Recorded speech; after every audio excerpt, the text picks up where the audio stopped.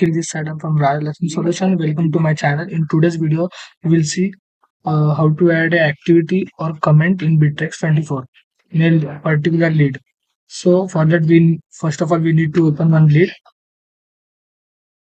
For adding the activity or a comment, you can find the right hand side button, activity button. Just click on activity, and here just schedule one activity.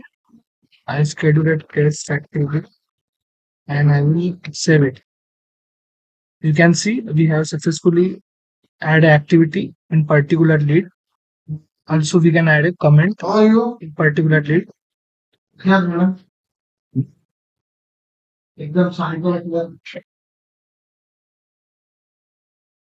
Okay, you can find the comment option here. Just